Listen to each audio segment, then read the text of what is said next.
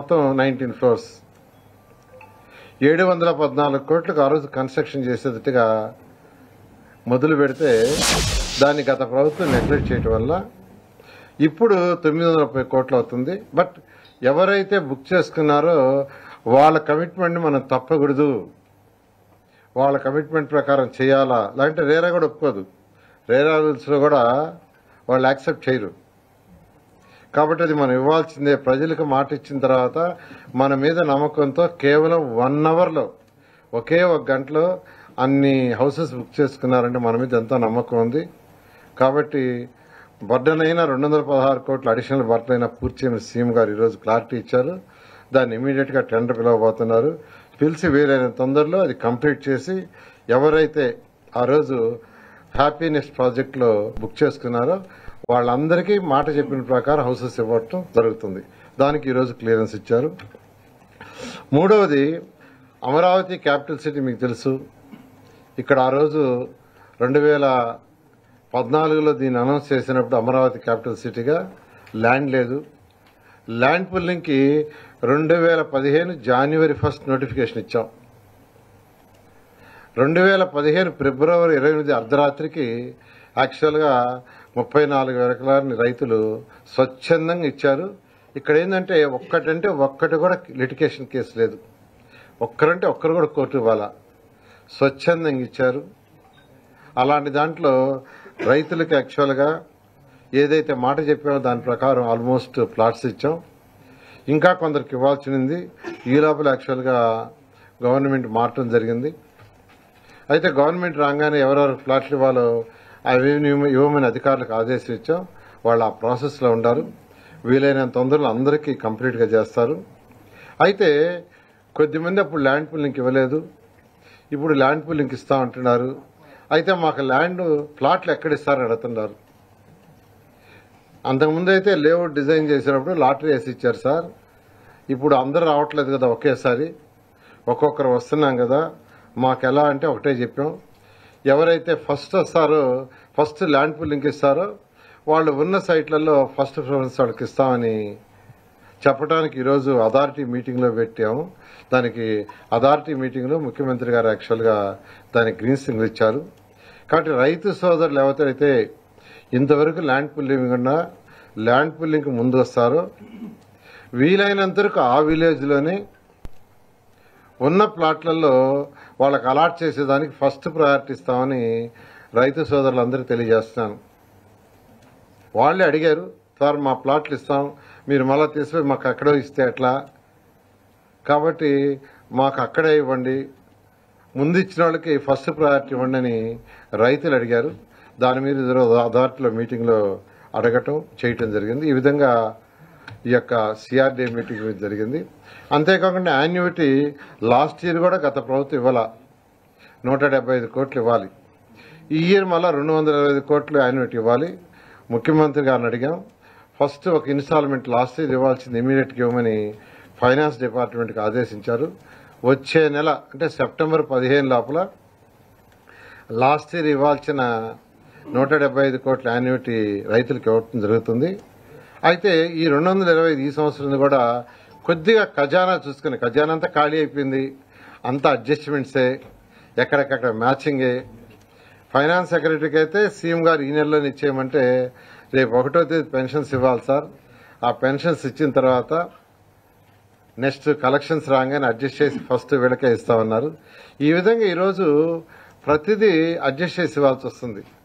అందువల్ల రైతు సోదరులందరికీ మరొకసారి చెప్తున్నాను, వీలైనంత తొందరలో ఈ రెండోది ఏదైతే ఇవ్వాలో ఈ సంవత్సరం పెండింగ్ దాన్ని కూడా ఇవ్వటం జరుగుతుందని కొద్దిగా ఓపిక పట్టమని నేను అందరిని రిక్వెస్ట్ చేస్తున్నా. మరొకటి metro Vijayawada and Visakhapatnam metro రైలుకు సంబంధించి రీఆర్గనైజేషన్ యాక్ట్లో పొందుపరిచారు. రాష్ట్రాలు విడిపోయినప్పుడు రీఆర్గనైజేషన్ యాక్ట్లో 2014 దాంట్లో దీన్ని పెట్టడం జరిగింది. దీని మీద గతంలో చాలా ఎక్సర్సైజ్ చేసి యాక్చువల్గా కేంద్రానికి పంపించాము. అయితే కేంద్రం అప్పుడే మేము కొత్త పాలసీ ఇస్తున్నాము, పాలసీ తెచ్చిన తర్వాత మీరు మళ్ళీ అప్లై చేయమని ఆపారు. అయితే ఇంతలేక ప్రభుత్వం మారింది. అయితే మళ్ళా దీన్ని ఇమీడియట్ గా టేకప్ చేయమని ముఖ్యమంత్రి గారు ఆదేశించారు. దాని మీద మళ్ళా యాక్చువల్ గా దీని మీద రీడిజైన్స్ అవన్నీ ప్లాన్ చేశారు. విజయవాడ తీసుకుంటే అది ఫేజ్ 1 ఫేజ్ 2. విజయవాడ ఫేజ్ 1 38.4 కిలోమీటర్లు, ఫేజ్ 2 27.8 కిలోమీటర్లు. ఫేజ్ 1లో పండిట్ నెహ్రూ బస్టాండ్ నుంచి ఆ గన్నవరం ఎయిర్పోర్ట్ దాకా. ఫేజ్ 2 వచ్చి Amaravati capital city. Phase 1 phase 2 రెండు యాక్చువల్ గా ఫేజ్ 1 అయితే 11,000 కోట్లు అవుతుంది, ఫేజ్ 2 14,000 కోట్లు అవుతుంది, మొత్తం 25,000 కోట్లు అవుతుంది. దీని మీద ముఖ్యమంత్రి గారు ఫేజ్ 1 కి సంబంధించి ఫస్ట్ ప్రాజెక్ట్ చేసి కేంద్రానికి సబ్మిట్ చేయమన్నారు. అదేవిధంగా విశాఖపట్నం మెట్రో కారిడార్ తీసుకుంటే అది ఫేజ్ 1 ఫేజ్ 2 ఉంది. ఫేజ్ 1 వచ్చి 46.23 కిలోమీటర్లు, 46.23 కిలోమీటర్లు. అది కొమ్మాడి దగ్గర నుంచి స్టీల్ ప్లాంట్ వరకు, Kommadi to steal plant. Phase 2 వచ్చి కొమ్మాడి నుంచి భోగాపురం ఎయిర్పోర్ట్ వరకు, అది 30.67 కిలోమీటర్లు. ఫేజ్ 1కి 11,000 కోట్ల 400 అవుతుంది, ఫేజ్ 2కి 5,700 కోట్లు అవుతుంది. ఇక్కడ కూడా ముఖ్యమంత్రి గారు ఫేజ్ 1కి ఎస్టిమేషన్స్ తయారు చేసి సెంట్రల్ గవర్నమెంట్ కి పంపించి దాన్ని ఫాలోఅప్ చేయమన్నారు. మరొక 15 days లో దీనికి సంబంధించి ఫేజ్ 1 సంబంధించి ఆల్రెడీ చేస్తున్నారు. రీసెంట్ గా మెట్రో వాళ్ళు చేశారు. దాన్ని మళ్ళా సీఎం గారు చెప్పిన డైరెక్షన్ ప్రకారం ఈ రెండిట్లో ఫేజ్ 1 మెట్రోకి సంబంధించి ప్రాజెక్ట్ కంప్లీట్ గా చేసి కేంద్ర ప్రభుత్వానికి పంపించి, వాళ్ళు యాక్చువల్ గా 4 పాలసీలు ఉన్నాయి వాళ్ళ దగ్గర 4 పాలసీలు పెట్టారు.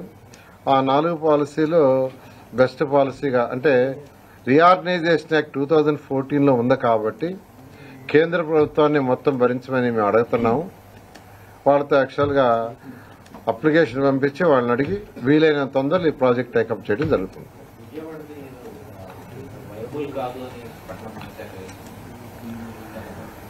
అంటే యాక్చువల్ గా ఏంటంటే ఈ రెండు స్టడీ చేయమన్నారండి. ఇప్పుడు భారతదేశంలో చిన్న చిన్న సిటీలో ఇప్పుడు విజయవాడ యాక్చువల్ గా మనకు ఈ రోజు అంటే 2011 ప్రకారం 10 lakhs పాపులేషన్, ఈ రోజు దాదాపు మోర్ దెన్ 14 lakhs ఉంటుంది. ఇది క్యాపిటల్ సిటీ అవుతుంది కాబట్టి క్యాపిటల్ సిటీ అబ్నార్మల్ గ్రో అవుతుంది. ఈ ప్రాజెక్ట్ పూర్తి కావడానికి శాంక్షన్ అయిన తర్వాత 4 years అవుతుంది. ఆ టైంకి సిటీలో పాపులేషన్ ఎక్కువ ఉంటుంది కాబట్టి ఇది వైబుల్ అవుతుందని ఆ విధంగా యాక్చువల్గా ఎస్టిమేషన్ చేయడం జరిగింది.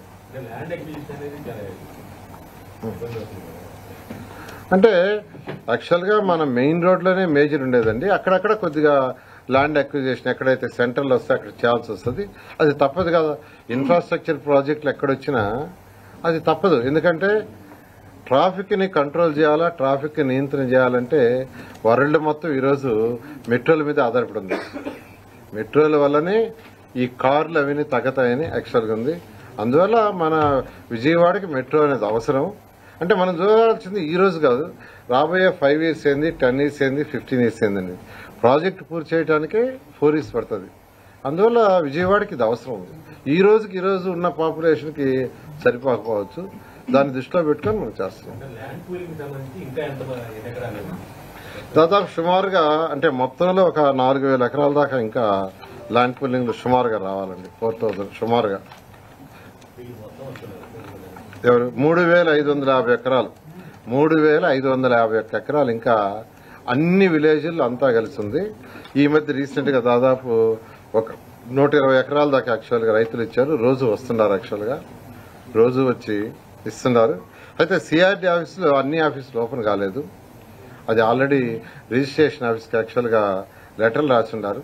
వాళ్ళు యాక్చువల్ గా వీలైన తొందరలో సెట్ చేస్తారు. సెట్ చేస్తే ల్యాండ్ పూలింగ్ వీలైన అంటే 11 ఆఫీసులు, మొత్తం 29 ఆఫీసుల్లో 11 ఆఫీసులను యాక్చువల్ గా ఎస్టాబ్లిష్ చేసేదాకా ఆర్డర్ ఇచ్చిండ్రు.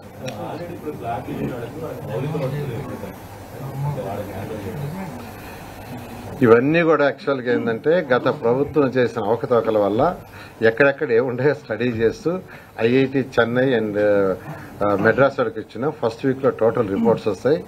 అవి వచ్చిన తర్వాత మళ్ళా కూర్చొని కమిటీలో పెట్టుకొని దాని మీద ఎస్టిమేషన్స్ అంటే ఆల్రెడీ జరిగిన డ్యామేజ్లన్నీ ఎస్టిమేట్ చేయాలా, ఉన్న కాంట్రాక్టులను యాక్చువల్గా ఏంటంటే క్లోజ్ చేయాలి, క్లోజ్ చేసి మళ్ళీ టెండర్స్ పిలవాలి. ఇవన్నీ కూడా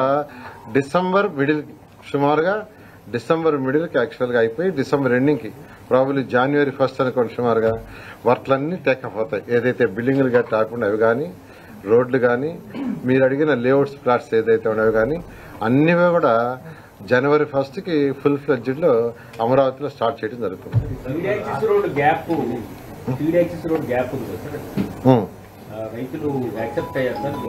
వాళ్లే యాక్చువల్గా ఈ మధ్య కొంతమంది రైతులు వచ్చి ఇచ్చారు. పెనువాక గవర్నమెంట్ లో వాళ్ళు యాక్చువల్గా ఇస్తూ ఉండారు. మాట్లాడుతున్నాం, ఎంతమంది ఇస్తే అంతమంది తీసుకుంటాం. రిమైనింగ్ ల్యాండ్ అక్విజిషన్ లో పెట్టడం.